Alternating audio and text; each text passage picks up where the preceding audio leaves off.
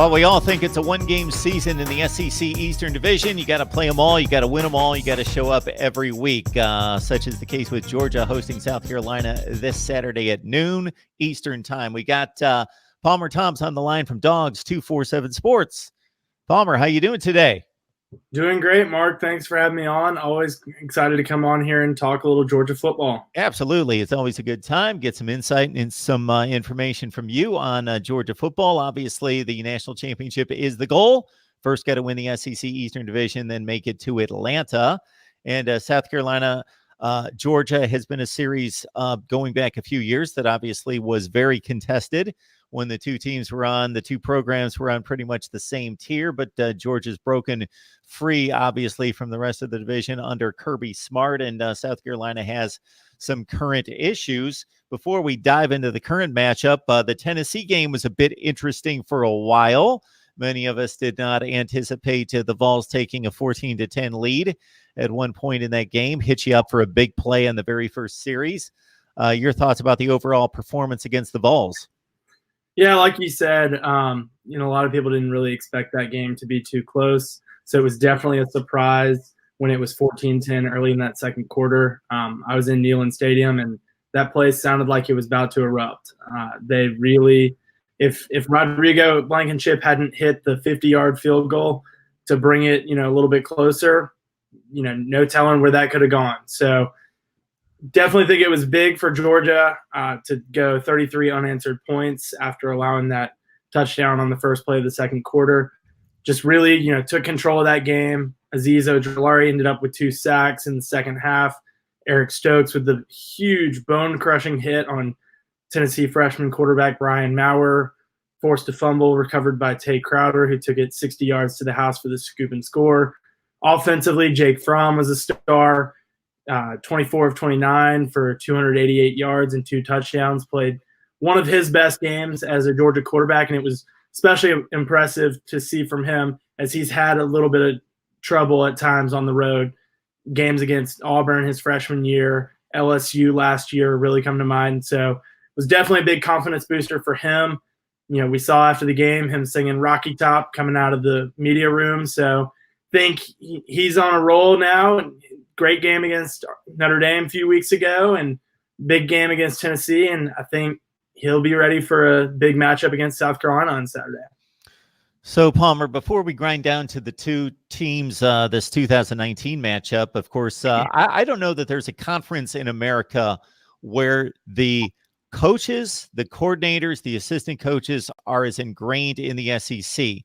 I think the SEC teams trade coaches and they move within the conference more so than any conference. I guarantee it without doing any kind of particular study that that's the case. If you look across the league, these guys have been all over the place, and such is the case with these two particular coaches and their defensive mindset.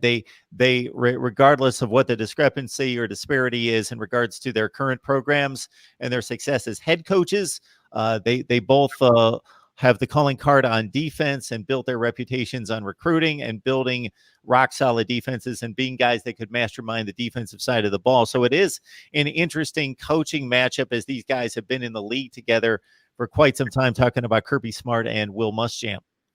Yeah, Kirby talked about it. It was a story last week too between Kirby and Jeremy Pruitt on the Tennessee sideline. Smart talked about it last week that it's rarely do you see so many coaches come from one guy, with that, obviously being Nick Saban. Again, you kind of have it here with Muschamp and Smart. The two guys have crossed paths several times before. They coached on. Will Muschamp was a fifth-year senior. His in 1994 at Georgia, graduated from here, played here, and Kirby Smart was a redshirt freshman on that team. So he always gets asked about that this week, and he said they didn't really cross paths too much, on opposite ends of the spectrum there, but they did cross paths in the coaching world. Were assistants at Valdosta State together, assistants with under Nick Saban at LSU together. And, I think there's a lot of mutual respect between these two guys. Like you said, both guys built their name on defensive play. And I think Kirby Smart has a lot of respect for guys that have done that, especially in, the world of college football that it is now, such an offensive game. Talking Georgia, South Carolina. They meet at noon Eastern time in Athens this Saturday. We got Palmer Toms on the line from Dogs 247 Sports. Please join him and the rest of the staff right there. The very top-notch Georgia football coverage you can find right there. You get my weekly predictions, 13-6 against the spread last week. If you grab the link in the description section below next to Voice of College Community. All right, looking at this South Carolina team, we knew it was going to be a rough go for this squad because they're decent, they're good, they're maybe against a different schedule, top 25 to 30 good, but against their schedule, brutal. Georgia, Alabama, South Carolina, or Georgia, Alabama, Clemson might be the three best teams in the country. And then beyond that, Florida and Texas A&M and so forth. Then they get off to the North Carolina loss, which was unexpected as a 12-point favorite. They lose their starting quarterback in Jake Bentley. Ryan Helinski, the transfer, has to step in. He's acquitted himself fairly well. He's been okay, 5 touchdowns, 3 picks. I have thought that going into the season, Brian's Edwards, Shi Smith, that they had one of the better receiver cores that was under the radar in the conference. Rico Dowdle at running back, Tavian Feaster coming in from Clemson. So a lot of name guys, a lot of guys that have tons of experience at this level behind the quarterback. Your thoughts about the South Carolina personnel? Yeah, like you said, a lot of big names there. Brian Edwards is a guy that yesterday during his weekly press conference, Kirby Smart called him one of the best wide receivers he's seen on tape. Feels like he's been at South Carolina forever. He's a senior now. He's got 27 catches for 348 yards and 3 touchdowns. But like you mentioned, it all kind of starts with Ryan Helinski at quarterback, true freshman. He was a 4-star on 24/7 and number 2 pro-style quarterback. Muschamp has shown a lot of confidence in him. Threw the ball over 50 times against Alabama a couple weeks ago, threw for over 300 yards in that game. So, I mean, anytime that you see a quarterback throwing it around against a Nick Saban defense like that, granted, they were trailing, so playing from behind, you're going to lean towards going to the air a little bit. But anytime you see those kind of numbers against an Alabama defense, regardless of the score and situation, putting up 300 yards against Alabama is pretty impressive. Like you said, Rico Dowdle at running back, Tavian Feaster. It's a team that's talented. But like you said, they've kind of had a rough go, especially with the way that the schedule has worked out, already having played the number 1 and number 2 teams in the country so far. Excuse me. Just they played Clemson at the end of the season, but they do play, Alabama, Clemson, Georgia, Texas A&M. So it's definitely a rough go. Florida's in there as well. So schedule-wise, it's one of the hardest, if not the hardest, in the country. And it's makes it a lot harder when you've got a true freshman under center.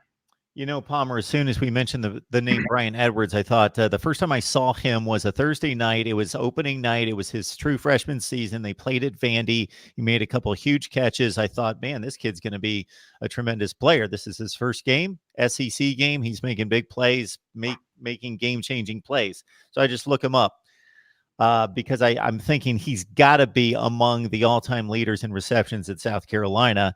He needs 20 more to become the all-time leader and pass Kenny McKinley. So he needs 20 receptions, should be able to get that and become the all-time passing receptions leader at South Carolina. Your thoughts about how your running game, your talented wide receivers, obviously the offensive line, which is arguably the best in the nation, and a veteran quarterback in Jake Fromm matches up against Carolina's defense? Yeah, South Carolina's got a really good defense. Lots of guys, I was looking at the stats the other day for the conference, and a lot of the guys up there at the top. Javon Kinlow leads the SEC in sacks. He's got 4 so far. DJ Wanham is second in the conference in tackles for loss. Aaron Sterling is also top 10 in that category. Both Wanham and Sterling are, just 1 sack behind Kinlaw. So they're, top 10 with 3 each. So that, up front, it's a lot of talent. Kinlaw is probably a future first-round pick in the NFL draft. And then in the back end, J.C. Horn is tied for second in the conference with passes defended. So it'll definitely be a challenge. I think, the way Georgia's kind of been able to dominate on the ground so far, both offensively and defensively, I can't see that necessarily not happening here, but if Georgia's going to be able to protect Jake Fromm, that's got to be important here against a lot of these edge rushers that are getting pressure on opposing quarterbacks. So we're at a point in the season, Palmer, obviously we're evaluating the best teams in the country, and there's that constant debate, who's best. Ohio State looks great. Clemson was supposed to be the best starting out with Alabama, and Clemson's been a bit of disappointment, but we know they're loaded. They'll be fine, especially against the ACC. Georgia had the one big matchup against Notre Dame. So I'm going to point to that game in regards to your evaluation of Georgia, because they were, to me, clearly the better team on the field, but not substantially. They were decidedly, I don't think there was any question they were the better team, but Notre Dame, to its credit, hung around. Cole Kmet, their tremendous tight end, made life a headache on Kirby Smart. He talked about that after the game. Notre Dame hung around. They had a chance to pull out a victory. So it was, and obviously it has to be taken into account. Notre Dame obviously struggled with the crowd noise. That was a huge advantage for Georgia at home in Athens. Just your thoughts about that being the standard in regards to evaluating this team to date would be the Notre Dame game. Yeah, I think Notre Dame really played up to the competition in that game. They were, ready to go. They had a great game plan against Georgia's running game, really loaded the box there, forced Georgia to pass, and it took some time. And, Jake Fromm was able to connect with Lawrence Cager a couple of times for, big receptions there. And, George Pickens was held catchless in that game, but, he was drawing some double coverages and stuff. So I think Georgia was able to open it up in the second half. And I know a lot of fans look at that score and say, oh, well, that was a lot closer. Well, if you think about this line of that game, it was 13, 14-point spread, somewhere in that range. If Georgia doesn't muff that punt in the first half and give up a touchdown, give Notre Dame the ball inside the 5-yard line, almost stopped them on fourth down, took, 4 downs for Notre Dame to score. But if Georgia doesn't do that, the game might be more along the lines of that spread. I think Notre Dame's a good team, and I think there's a really good chance that they're going to end up as a one-loss team, and that's something that's really going to look great for Georgia down the stretch, when it does come time to look at resumes and say who's got the best win. Georgia's got that win over Notre Dame's got to be among the best. Yeah, and for Notre Dame, it's going to be interesting because they're going to get evaluated against that loss, and most people think that Notre Dame needs to go undefeated to make the college football playoff. But if the one loss is very respectable on the road at Georgia, and Georgia's undefeated or has one loss and they're going to the playoff, then there's going to be an interesting fight for playoff spots as it lines up right now with Ohio State. I will chime in on that. Yep. The fact that, I do think a lot of times, if you look at, history of how the playoffs have worked out, some of those early losses kind of get looked at differently than a late loss. So if Notre Dame's able to run the table, finish 11-1, granted, they don't have that conference championship game to, boost their resume even more. But if Georgia keeps up where they're at, say they finish the regular season 12-0, go to the SEC championship game, regardless of how that turns out, a one-loss Notre Dame team, with that one loss being to Georgia, a very talented Georgia team, they're gonna have a say in this whole thing. They're gonna have a really good case to get into that playoff. No question about that. It'll be interesting to see how many teams end up as undefeated. Like we said, Clemson, they're a talented team. They haven't had the season so far, but they're likely gonna run the table. Alabama's looking great. Ohio State's looking great. Georgia, LSU. Obviously, either Alabama or LSU is going to end up with one loss there. But, you could be going into Oklahoma in there. You could be going into conference championship weekend with 5 undefeated teams, 2 of them being in the SEC championship game in Atlanta. Yeah, and we could have a situation in which there doesn't appear to be much of a drop-off. There appears to me, and if Oklahoma proves against Texas that they're as good as they might be and have been for the past few years, and maybe the defense is going to be better than it's been, maybe it's decent under Alex Grinch, that, it's going to be difficult to separate these teams if they just continue to dominate and this has been the landscape for like 5 years now. Alabama, Clemson, Georgia's gotten into the mix. Ohio State, Oklahoma. They've owned their conferences, and that's what it looks like it's coming down to, with the Pac-12 playing itself out, and maybe Oklahoma. This would factor into the Notre Dame situation. Obviously, they're rooting for Oklahoma and Texas to knock each other out, split the series and that sort of thing. And obviously, Ohio State has much more difficult games to play than, let's say, Clemson does in the Big Ten down the stretch with Wisconsin, Penn State, Michigan, etc. So should be mighty interesting. Palmer, anything else on the Georgia front before we cut you loose and let you enjoy the game this weekend? Yeah, I think Georgia's looking great. Jake Fromm, like we said, he's been playing really good football as of late. DeAndre Swift with 144 yards, total yards on Saturday against Tennessee. I think there's a good chance that those two guys, they'll continue to prove themselves.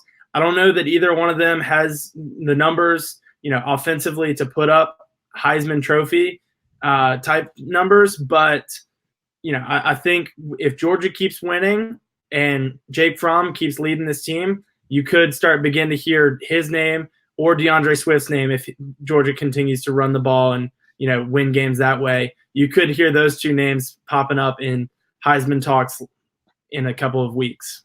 It's a great point, because Trevor Lawrence and Travis Etienne not having the seasons that we expected, they're not going to have the marquee opponents to factor in.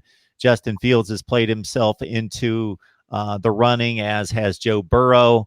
Not a whole lot of talk about Jake Fromm because he's got that game manager tag, but the stats are mighty impressive. And anytime you lead an undefeated team at quarterback, and what also factors into it that I don't necessarily think should is maybe the career thought comes into play with a lot of people, that let's reward this guy for a great career, even though he may not have had quite the best season, but maybe he has a great career and we want to reward him. Yeah, and so far this season, I mean, he hasn't put up the huge touchdown numbers that Tua and Joe Burrow and Justin Fields have, but he's been really, really efficient. 0 interceptions so far this season. We'll see if that continues in these next couple of weeks. Like we've said, these next two opponents, South Carolina and Kentucky, Georgia's got to get through that, and we'll be 2 weeks after the game against Kentucky. We'll be seeing if, very likely, potentially a top 4, top 5 matchup against Florida in Jacksonville, depending on how they do this weekend against LSU. Good stuff from Palmer Tom's Dogs 247 Sports. Please join him, the rest of the staff there. We know the brand 247 Sports. That's all that needs to be said. You know what kind of quality you get there with Georgia football coverage. Palmer, we appreciate you stopping by. Always enjoy the conversation and gaining the insight on Georgia football. Thanks, Mark.